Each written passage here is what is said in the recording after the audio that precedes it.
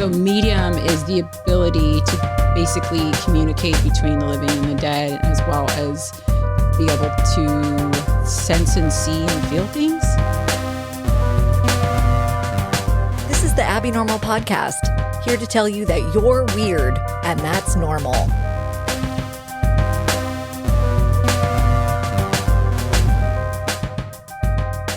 When I was little, I used to play Barbies with this girl down the street from us, and we would play in her grandmother's room where her grandmother was in like a hospice bed.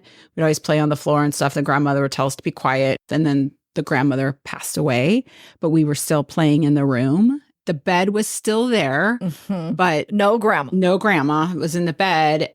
And I remember the grandmother in the doorway telling us to be quiet. And she always did the same thing. Girls need to be quiet. Yeah, finger to lips. Yeah. The girl's name was Ricky. And I said something to her and I was like, oh, your grandma just told us to be quiet. And she was like, and she must have said something to her mom because my mom was there like 10 minutes later to pick me up. Did you talk to your mom about this? Yeah, I told her straight up what happened. And my mom said, I was wondering who would get this.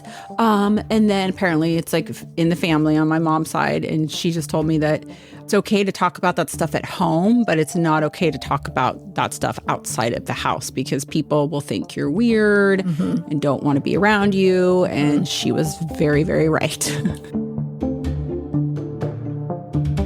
That little creeper is Stephanie, who's here to talk about what we'll call the paranormal. Wait, should I turn the lights down for like a spooky time? A spooky time conversation? For like the vibe? Nothing like a sexy paranormal moment. I'm going to try it just to see how we feel. Stephanie's not the only child who showed some abilities as a tiny tot. Dawn's here too. I tend to whisper a lot when I talk on the microphone. I'm all, and then this happened. I don't know why I do that. I do that. When Dawn was 4 and 5, she would write songs, but she couldn't actually write, so she would recite them and have her mom write them down. And she found one of them a couple years ago, and she was like, this is the kind of stuff that you would write that your dad would come home and I'd be like, how is a 5-year-old writing this? I want to read you guys this one thing if I can make it out. Reporting, right? Yeah. That's our friend Liz in the background. Dawn is holding in her hand a note covered in her mom's chicken scratch. I remember this particular instance because I had this burning desire to write down this song. And she said that I was insistent. She was like, you were weird about it. She was like, usually you'd be like, I have a song. Can you write it down? But this time you're like, no, you have to write this down. I'm scared now. And my mom was like, why do I have to write it down? You're like, it's very important. And I remember she was laying on the couch and she was writing it in shorthand. And I walked over and I was like, those aren't letters. You're not even writing this down. Like, I got super upset. She's like, no, it's shorthand. It's really, I'll be able to read it back to you. Anyways, never saw it again. Start again. I said goodbye to you. You started to be in tears when I said goodbye to you. I said, I don't like this house. It's got a bad purview. I don't like the way you sound and because of your bad lung. Like, what the fuck 5-year-old says that? I wish I could read my mom's writing. Yeah, we need her translation. You tried me off. I said no, as long as I was going to stay. It was the end of me to you, but it wasn't really true. And if it were not no that you said to me, I would have been as sad as you've been. I had left you and you had left me. That after you told me the sick of you, that wasn't something, I can't read that, and you wanted something, I can't read her writing. Okay. It's so long, too. Like, but a 5-year-old thinks in like one sentence. I know. But also, what is were it not that you said no to me? Like, what, like, 5-year-old says? I feel like I was channeling some lady who was married to some dude who, like, had some sort of lung condition after being in the war or something. Like, but there's a whole other part that I missed that's actually really romantic. Let me see if I can find that. It's, like, really pretty. That is the only explanation. And It really is. I believe in that. It's the only explanation. Exactly. You were 5. I know. My mom was like, It's you used somebody to. else's damn words. Did you scare your Here you mom? go. Yeah, she said she was Oh, scared yeah. of me all the Oh. time. She actually told me. All the time? You used to scare me all the time. Your dad would come home and be like, she scared me again today. I don't know what her deal is. It may be true to you, but it's really a lie to me. So if you see what I mean, you'll stop crying. Your lips are as pretty as rose petals. Your eyes are as blue as a blue something petal. Your something is as orange as fall leaves. Your skin is as white as snow on the trees. You loved me truly, but I didn't do my best love to you. Wow. I was like, I wish we had these other songs. Like, maybe there was a whole lady that I was at some point that I haven't been able to. Right. Creepy. Yeah, but the purview thing. Yes. I said, I don't like this house. It hasn't got a good purview. Like, Right? What 5-year-old says Yeah. something Yeah. like that? Right. For real, what 5-year-old uses words or a cadence like that? I mean, purview?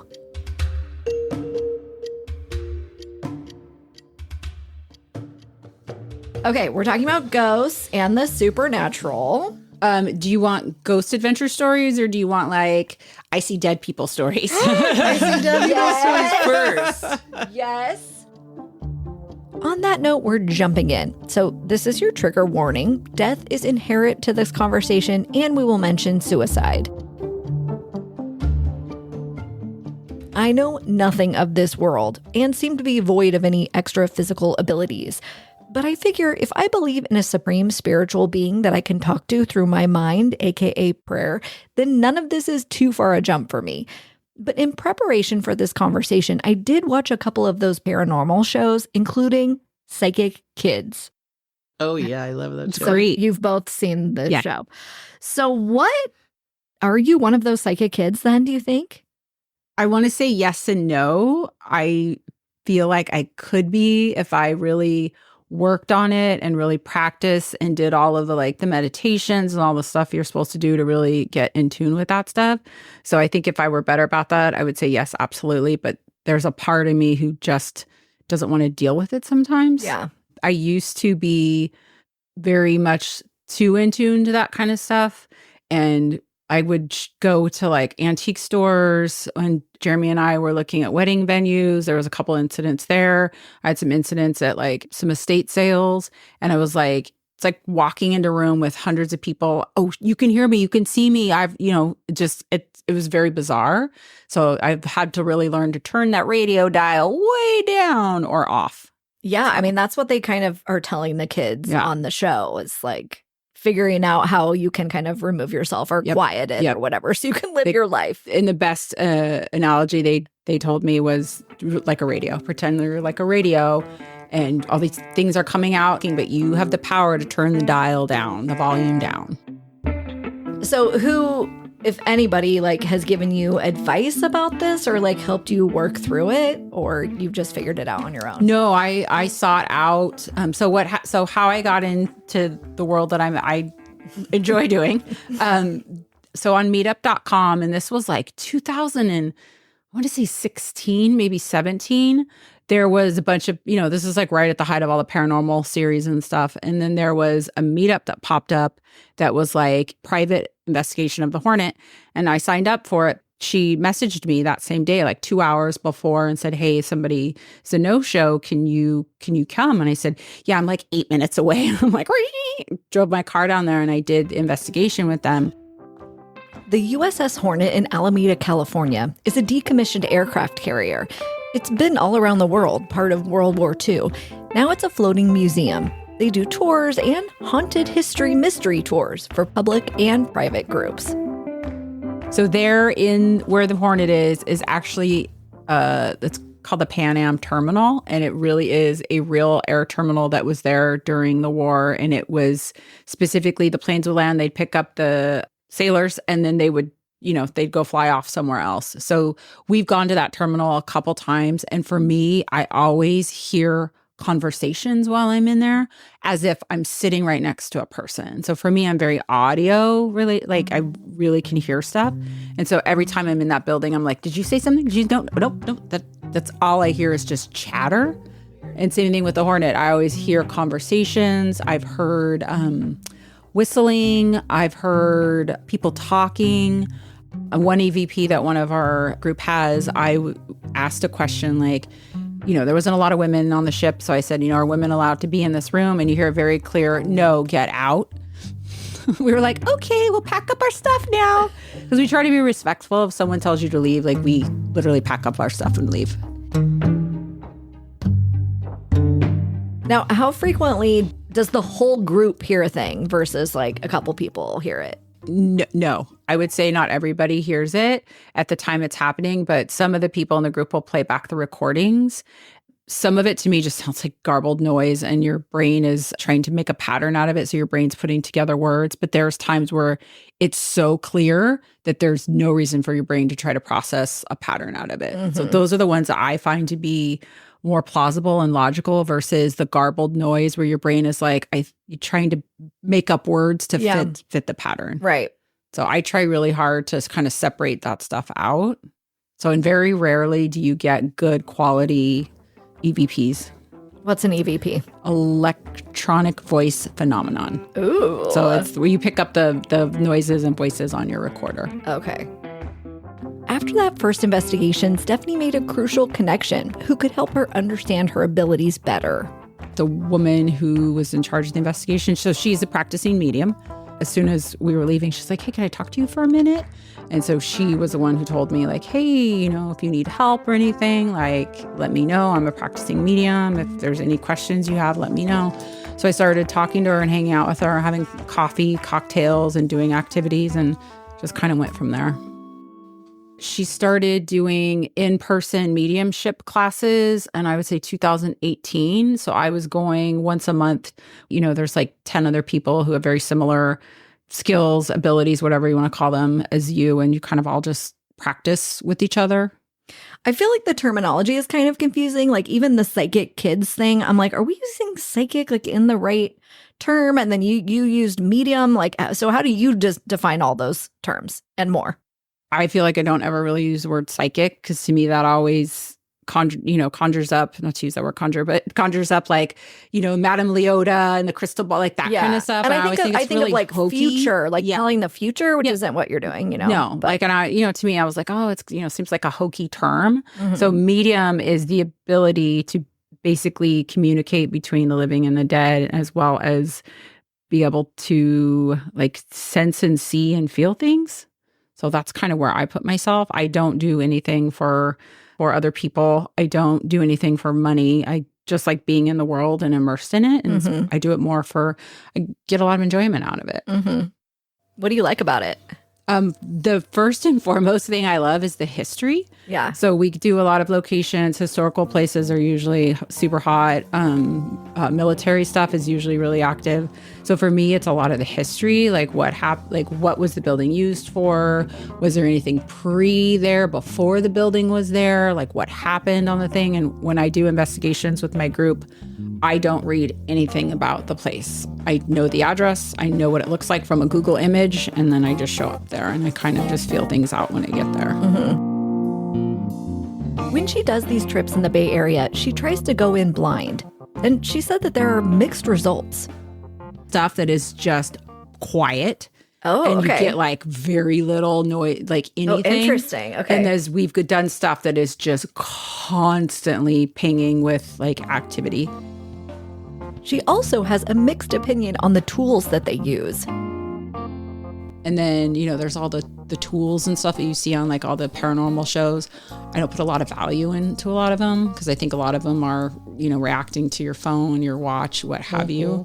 So I really try to, like a voice recorder, you can use your phone, and it's pretty much it for me. Like I have a camera with like an IR on it, infrared, and that's pretty much it. That's all I usually use. I do love the stick figure one though. That one always the SLS one. The SLS. they'll like focus it, and then they'll be all, there's a guy over there, and he's all doobity doo, doobity doo, and then like sometimes there'll be like two guys fighting, or like they'll be trying to like they're trying to like slap you or something, and it just kills me because it looks so hilarious. Like Right. It looks they're like a cookies. child drew these like a Yeah. stick figure, and they all have Yeah. like these triangle shaped heads, Yeah. and they're always like, but sometimes they're tiny. They're like a little kid, but they always move like this. So do do do do do doobity doo ba ba. yeah. It's really cute. So what, if anything, do you hear on your recording or see with your camera? I have never picked up anything visually on the cameras. I have picked up a couple of voices, noises, whatever you want to call them. And then, like, usually when we're on the investigation, there's like anywhere from 8 to 10 people. So everybody's got the recorders running. So to be honest, I have not gone back and listened to a lot of the stuff because it's hours and hours and hours. And you have to figure out when you're listening to it, is that somebody coughing? Is there somebody whispering? Is somebody moving around in their chair? And you really have to like try to go through it. So I just honestly don't have the patience for it. Yeah, no. Yeah, I mean, according to Ghost Hunters, you're supposed to be, I just coughed. Yeah. You're supposed to, so that's what they call it tagging. Oh, okay. So if you're in an investigation and you cough. Don just coughed. Yeah, exactly. I just coughed. Stomach grumbled, moving, shuffling. Like I'm really, I have a hard time standing perfectly still. Yeah. So I shift a lot. So I always have to go shifting. Yeah. Oh my God, I never even thought about how much everyone would hate me just from the fidgeting. Yeah. Yeah, That's right. my problem. And Yeah. so I always get in trouble for wearing. So I've been told numerous times that I can only wear cotton clothing because I shift and fidget too much. And so you can hear the rustling of the jacket. And you do wear loud clothing sometimes. And so sometimes I like, if I'm wearing something loud, I'll just stick my arms out like this. your puffer jacket is like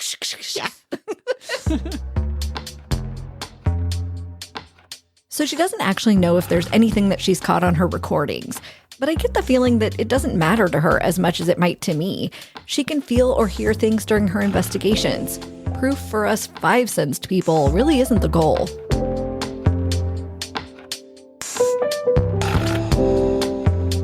Now, Dawn has been listening patiently, and she is now bursting to explore what they have in common, especially with Stephanie having some education under her belt.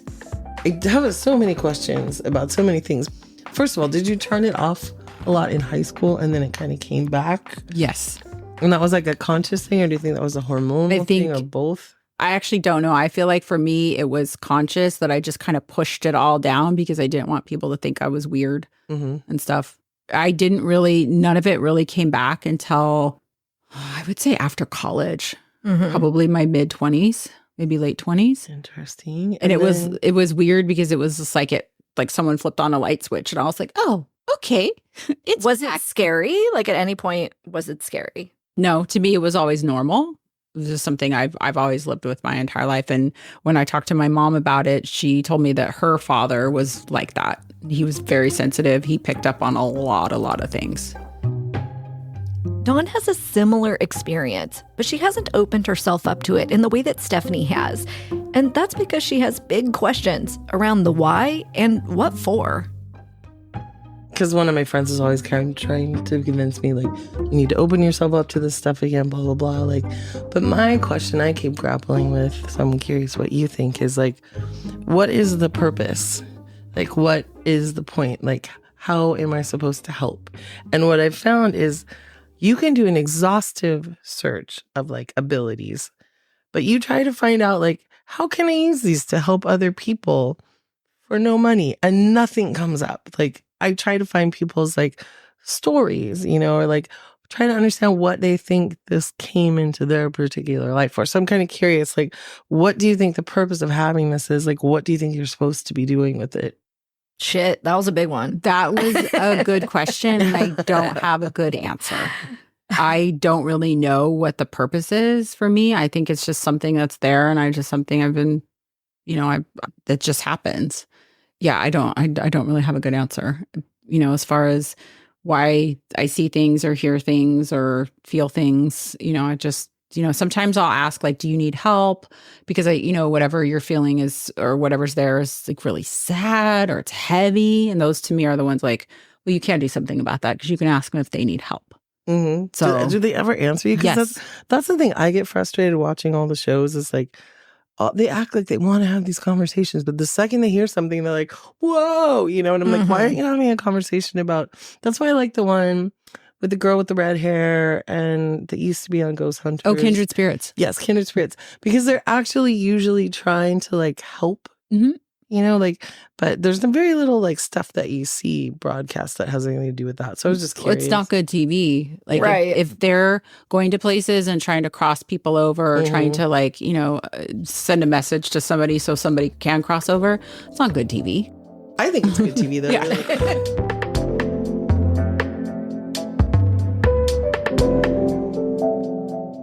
I mean, the reason I'm curious about your relationship with it is because, like, there were definitely times in my life where I was like, I'm too open to all this picking at people's pain from like far away. It's too much. I can't deal with it. And it's like you said, like, there's no like thing where you're like shutting down. You just kind of subconsciously put that in the room and lock the door. But even you don't even consciously like feel like you're doing it. And then if you want to unlock it again at some point, you kind of feel a little bit of fear. Sometimes I do. And like, do I really want to go down that? And what if it's more than last time? And, you know, so I'm curious, like, how you feel about all that. I think you're an empath because you pick up people's energy. I do the same thing. Like we could be in a restaurant and I could be like, those people all the way on the other side of the restaurant are fighting and I don't like it. Like that's the kind of stuff that I can do, but it's taken me a really long time to, because I don't want to shut it off completely. Like I don't want to just be like that. I shield. Yeah, because you're like, you have this crazy job and this crazy life. And like, where are you going to find the time to be a medium who can deal with life in the middle of all of that, you know? Which, when you said the restaurant, it reminded me of, I had this other Gemini guy friend. We were like besties, drinking besties. And we would sometimes play this game that I was like, we have to stop. We played this game called Make It Happen. So when we'd be at like a party and you're bored, we would take turns trying to make something specific happen. But it would be something kind of predictable and it would eventually happen. And I remember one time I was like, all right, the next person that walks in that door is going to trip and fall on their face. And this girl instantly walked in and fell on her face. And I felt so guilty. I was like, did I make that happen? Or did I just know it was going to happen? And there's been so many times, like I remember one time I was driving in the city and this guy was riding his bike really recklessly. Like he like blew the stop sign in front of me. And then I turned right and I was like riding behind him forever because I couldn't safely pass him. And then I finally had the chance to pass him. But I was thinking in my head after I passed him, it's so dangerous to ride a bike in the city. I hope my friends that ride bikes everywhere are more careful. And then I hear boom, and I see him like flying through the air because he's ridden right into a car door and like it's thrown him back, you know? And I went home and I was like, did I make that happen? Or did I just like kind of know that was going to happen, you know? Or is it just like the synchronicity of the universe? And my roommates were like, it was probability, you know? You saw him riding in a stupid way and the probability is that something bad's going to happen. But I love that you can never be sure.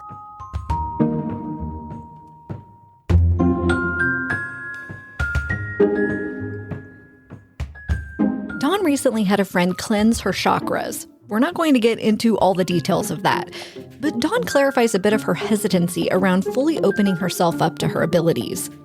I wasn't sure what she was going to do, but she really believes in it. And I'm not a non-believer. Like, I just kind of shy away from witchy stuff. Like, and the reason that I take that stance is that there's just a deep feeling in my heart that what we're supposed to do here is not try to circumvent the universe by like forcing things our way, even if they're good things.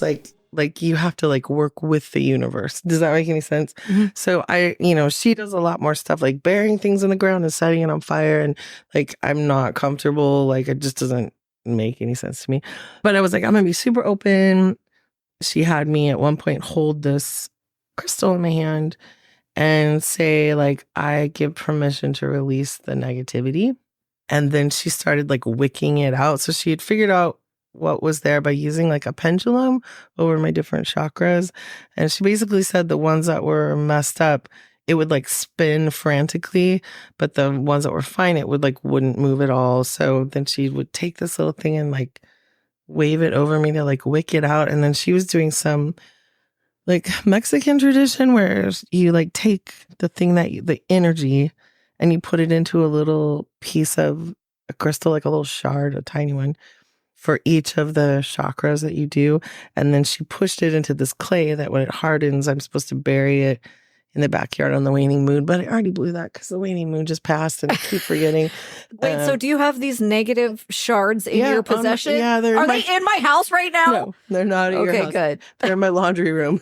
But it wasn't too stressed out about that part because to me, again, it's symbolic. It doesn't, Exactly. It's symbolic. Yeah. Yeah. It's just a symbolic thing that for her, symbolism, and I think growing up super Catholic, symbolism is stronger for those people than like my more like sedate Jesus.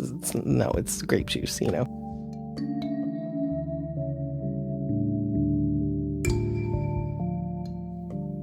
So in general, she enjoyed the chakra thing and exploring something that her friend believes to be valuable. Yet she's had some negative experiences that seem to be from the spiritual realm, so she's got barriers that Stephanie doesn't. The chakra convo led us into something that I know nothing about: spirit guides. Afterwards, we talked for a couple of hours and I was like asking her about like, hey, have you ever like done spirit guides, trying to find out about that at all? So I've been on the precipice of that for a couple of years, but very scared that after all the negative stuff that happened to me, that I wouldn't be safe, you know? What's spirit guide mean? Everybody has their own versions of things, but the consensus that I've read seems to be that everybody has like 2 or 3, at least, like one that's with you all the time from birth. And it's that little, maybe sometimes voice on your shoulder that's like helping you make a good decision, or like telling you, oh, let's not drive that way today, or whatever it is, you know, like, and then maybe there's other ones that are there for more like important things. But since you've done it, like what's the... I took an entire 8-week course on spirit guides. Okay. Yeah. I would love to learn about this. It was a weird concept for me because I do have a hard time trying to be like, oh, I have these 8 people and they call it your spirit guide roundtable. So, you know, I'm like, I feel like that's like, I had a really hard time connecting with that like thought and that symbolism. Like I just couldn't grasp it. But by the end of the class, I do feel like I made some connections, but they weren't like everything. And I felt like my spirit guides were honestly relatives. Like I had some grandmothers and stuff in there. And to me, that's also, you know, you could have a guardian angel, spirit guide kind of situation. This is a foreign concept for me as a white Protestant. In general, we don't put a lot of emphasis on ancestral connection or spiritual support. And our idea of a guardian angel is very much in the style of a cartoon Cupid. So I bet that other cultures more easily comprehend the spirit guide concept.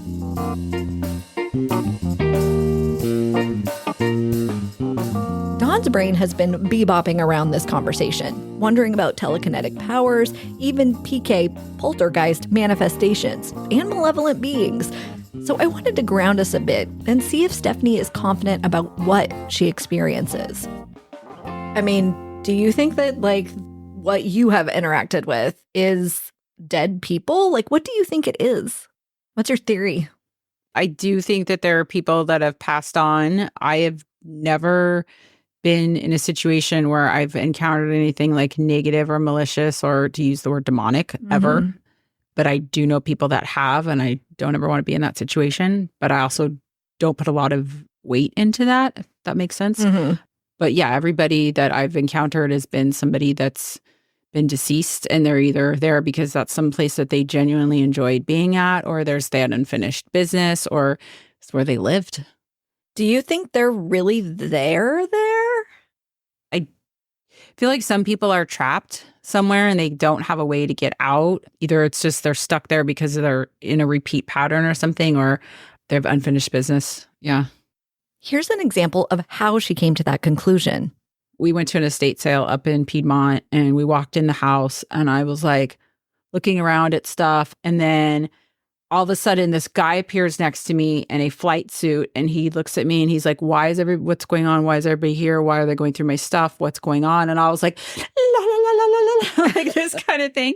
And I turn around and I look, and there's a photo of the guy sitting on a dresser or a desk or something. And the guy was a pilot. And I literally was like, like, this is the guy. And he kept in my ear, why are they here? What's going on? Why are they here? And I finally was like, I don't know. You are dead. This is an estate sale. They're selling off all your stuff. So do you think he didn't know he was dead? He did not know. Yeah, he did not know what was going on at all. Yeah, so there's an example of somebody who didn't know that they were gone. Weird. So, and as soon as that happened, I looked at Jeremy and I was like, we are out now. Yeah. But like, this was a long time ago before I had taken any of the mediumship classes. If I had to do it all over again and I had like the education and the understanding, I would have said, let me help you. Do you need help to move on from here? Like, here's what's going on. Because that's usually what you do. You tell somebody that they are deceased and that, do you want to get out of here? Let me help you move on. But yeah, I literally was like it's like some people's addictions keep them here. This is a theory. Like if you're an alcoholic or a drug addict, like you don't want to pass on because people that are ashamed or afraid of people seeing like who they are want to stay here. But I read something that I feel like we've all seen this in real life, where like alcoholics like to hang out and stay around bars because when a person gets drunk enough that their protection of themselves shifts, they can jump you and they can like act out and like participate in being a drunk like they used to. And the theory is that when you see someone like switch on a dime like that when they're drunk, it's because a drunk ghost jumped them like a drug addict or something like that. Well, they do talk about on that like psychic kids show. Again, I'm a newbie to all this, right? But that's a possibility. That like the possession thing is a possibility. Yeah. Do you think it is? I don't know. I don't know any of this stuff. I only know stuff that I've seen in my own. Could that airman have gotten in your body with you? I don't know how much I believe that people can possess stuff like that. And if I did believe that, I wouldn't have let him do that. Mm-hmm. Yeah. So I set up now I set up really specific boundaries. Okay, this seems somehow important. So if you're concerned about a drunk ghost hijacking your bod, tune back in now. How do you do that? I want to learn. Yeah, how do you do it? Like when we go, like in regular life, like if I'm going somewhere where I know like it's like an estate sale or like an antique store, I really quickly before I go in just shield myself, like, kind of situation. So I don't want to interact with anything. You set boundaries basically, even if it's as verbal as like in your head, not out loud, walking into this place. Nothing here is allowed to touch me, talk to me, or interact with me. Like, just, leave me alone kind of situation. Like, it's as easy as that. So I don't have any experience with possession and stuff. I don't know much about it, so I can't speak to it. But for me, I don't know what I believe about it, I guess. Me either. What's actually kind of fascinating here is that growing up in the evangelical church, we talked a lot about spiritual warfare and spiritual protection, most of which I have deconstructed. But this is where the superstition, which I don't mean in a derogatory way, intersects. Because basically what Stephanie is saying is that she prays for protection. I mean, I don't know who or what she's speaking to, perhaps to herself. But regardless, saying the words has the power to prevent any spirits from speaking to her or otherwise doing something she has not approved of.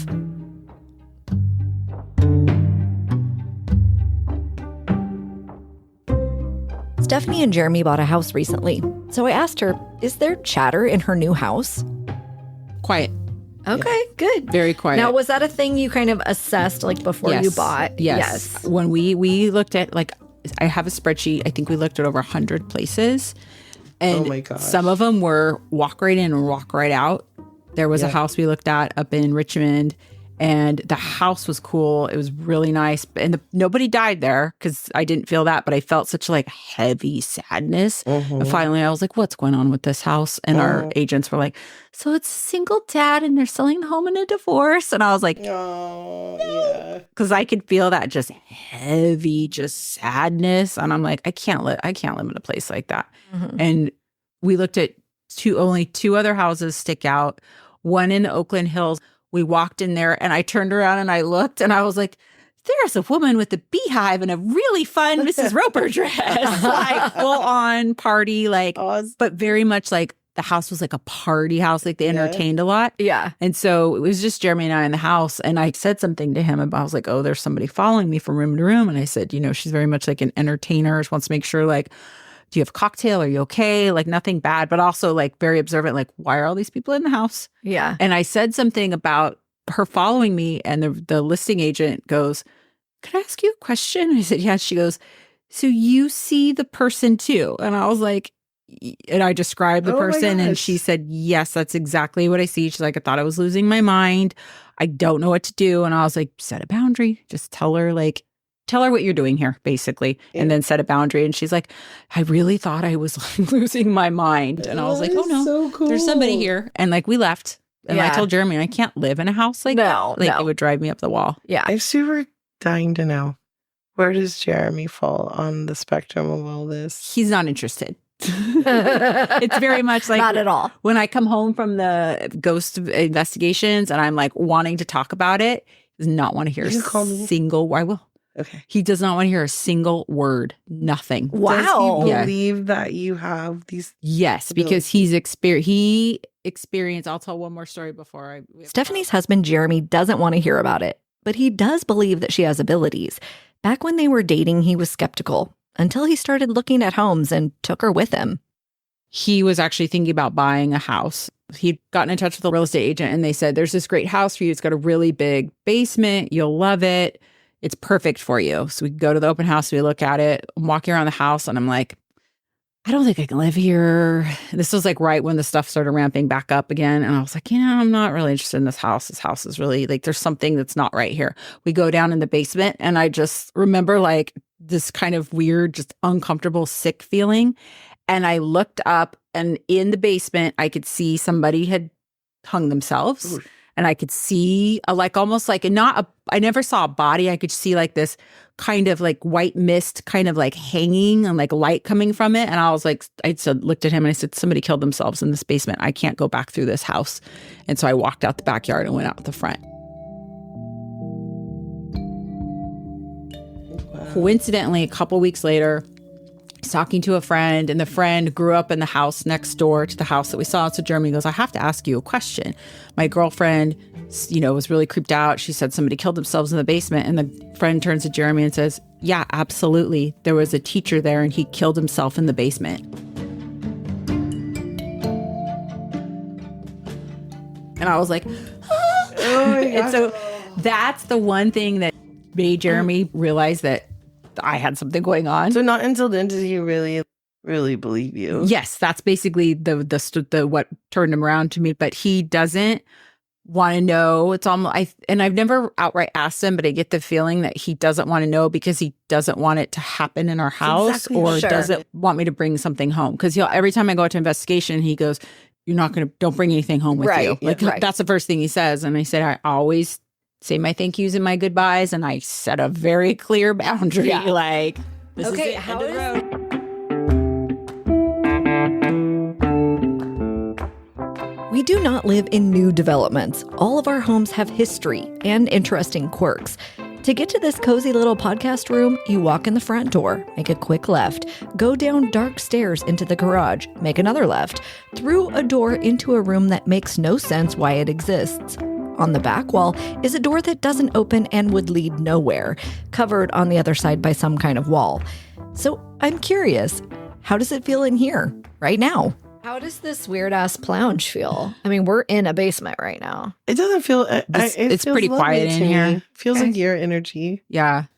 Which is good, right? Yeah. Okay. And I also believe that too. I also believe that, like, it feels quiet. Like, I don't feel like there's anything at all here. And there's probably been tons and tons of people coming, have lived in here. Mm. And I also do believe, like, if you come in with a kind and loving family and a loving heart, I feel like it kind of clears the space out too. Yeah. To changes the whole energy and the whole feel. And technically, this should be like, it's a Winchester mystery house. Yeah, it really is. But it doesn't feel like that at all. It really doesn't. Yeah. Like, it feels, I usually feel very at home in houses like this. Like, I don't know. I just picture like the lives people lived here. Yeah. And like, the happiness and the tears and like, you know, we won the war, World War II, whatever it is, you know? Yeah. I mean, I think if this didn't feel good to you, I wouldn't even want you to tell me. I probably shouldn't have even asked And that I wouldn't question. tell you. Yeah. Really? Yeah, I absolutely. I don't tell. If I go to someone's house and I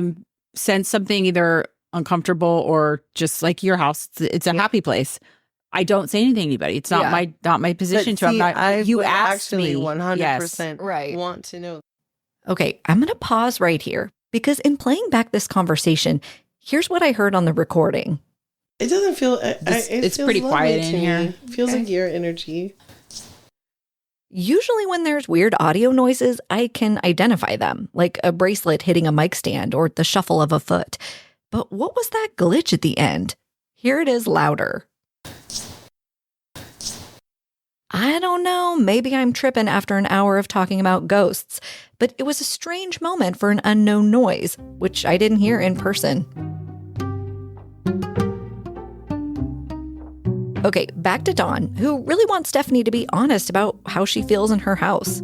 If you felt something bad But that you- I was hiding from myself or couldn't pick up on, I would want to know so that I could do something about it. And I you would, know? if something there shouldn't be there, I would tell you need to have somebody come in and sweep the place. Yeah. But you also asked me if I felt anything there. Yeah. I would never offer up the information if someone asked. No, I feel like that's like a I totally wanna violation of find like, you know, mediumship 101. Yeah. Like I would never ever do that to anybody. Interesting. So That's probably a good practice. I feel comfy and happy in my house, so if there is a ghost walking around, we're cohabitating well, and it would not really do me any good if Stephanie told me about it. But Dawn has asked the question. She definitely feels things at her house and wants Stephanie to check it out. I feel there is somebody at Dawn's. I don't know if they are from the house or the property or the house next door, behind, what have you, because, you know, people can travel. But there is somebody there to me that is more of a caretaker.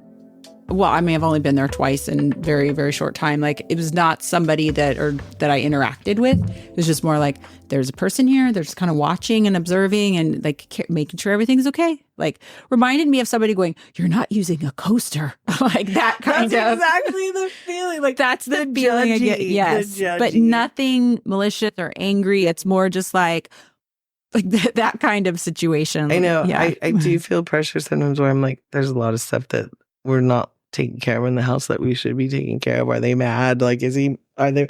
I always think it's a they, though. I don't know why I never think it's just a one person. Yeah, and there could be multiple. The two times that I've been there, I was an older gentleman, but like I said, I don't know if he's from there. He's from the neighborhood or I what. totally like, think it. But I don't want to talk anymore about the history of the house because I want to hear what you have to say. Yeah.